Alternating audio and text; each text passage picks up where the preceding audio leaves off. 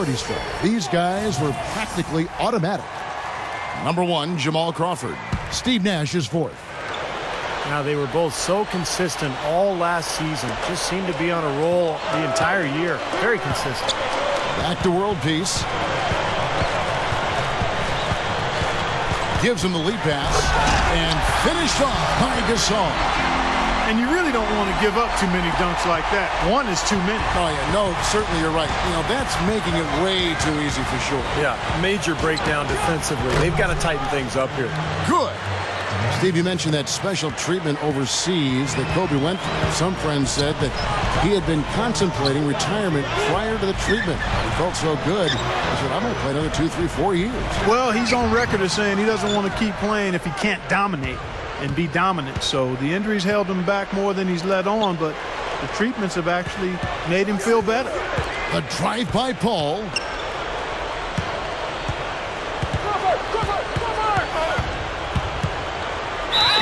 And the shot is good. Paul's got 6. That offense just keeps on clicking. It sure does, Clark. They're getting high percentage looks and really taking advantage here.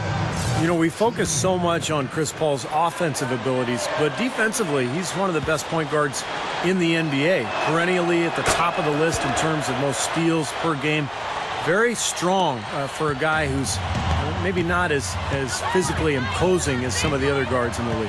Yeah, he is that. He is deceptively strong and has great anticipation, and if he does pilfer it from you, he knows exactly what to do, whether leading the break for a layup for somebody else or getting to the rim for his own basket. I mean, he can dish or swish. Pick your poison with him. And for Clippers head coach Vinny Del Negro, his first stop as a head coach in this league was in Chicago. They let him go and replaced him with Tom Thibodeau. And the Bulls made a big leap. But I think Del Negro is still proving himself as an NBA head coach, and he'll continue to improve. Here's Jamison. Grant Hill making his last shot. Nice shot by Jamison. He got the ball into the ideal position, and he didn't flub the finish that time, guys. Clippers leading by 13. And now Doris Burke has an update from the sidelines. Thank you, Kevin. Earlier I spoke with Mike Brown. We talked about the difficulties of facing a player like Chris Paul, and he said that what makes Paul so incredible is his court vision. He explained that there haven't been many players like Paul who can pick a defense apart with both his passing ability and his patience in the offensive sets, saying really, he can just wait you out until he sees a weakness, and that's where he attacks. Thank you, Doris. And last season, going back to Del Negro, there were some rumors that he might be on the hot seat in Los Angeles as the head coach of the Clippers. Yeah, at one point sources said that he was going to be fired. I don't know who these sources are half the time, but that's the way it is these days. You know, as a coach in the NBA, you're going to be in that position, and it's always about how you respond. And I thought Del Negro really responded well last year, got his team back on track, and they made a nice run in the playoffs as well. 3 straight buckets in the paint. They're making it look effortless. Well, speaking of effortless, you'd like to see a little more out of the defense. So how about trying, guys?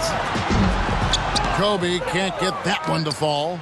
And this has not been a quarter for him to remember. Yeah, it sure hasn't, Steve. I mean, he's been doing his invisible man impersonation here, hasn't he? Outside for Griffin. Back to Paul. From 11 feet away, deflected. Here's Crawford, rejected by Kobe. And as the first